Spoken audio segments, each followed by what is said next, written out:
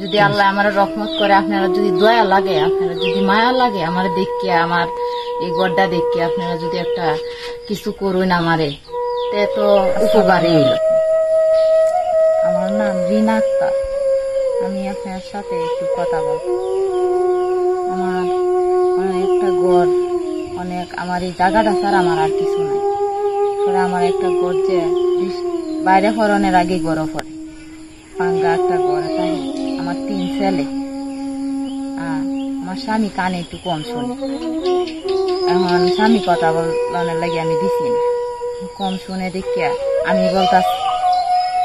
এখন আপনারা দয়া করিয়া যদি দয়া লাগে যে আমার একটা ঘর আপনারা দিবেন, যে এরকম আমার বড়টা চেরার চোখ, একটা চোখ নষ্ট,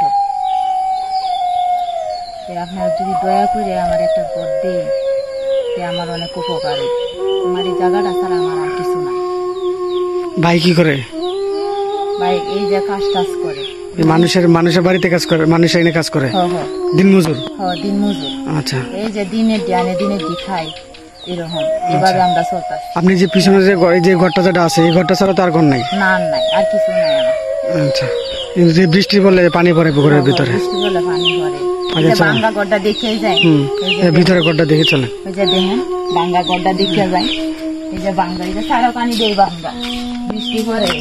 এরপরে আপনি লাইট জ্বলে না? লাইট নাই, কারেন্ট জ্বলে। অনেক কষ্ট করে আমরা চলতাম। আচ্ছা, কারেন্ট নাই। আমরা কিভাবে পাই, কিভাবে চলি, এই যে দেখেন আমি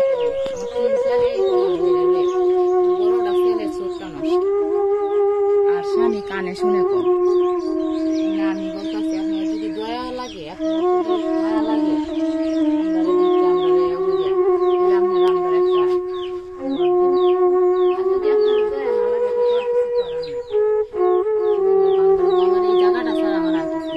স্বামী কাজ করে,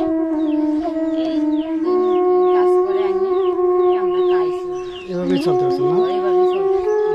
আচ্ছা, ঠিক আছে, আল্লাহ আপনাদেরকে সহায় হোক ইনশাআল্লাহ।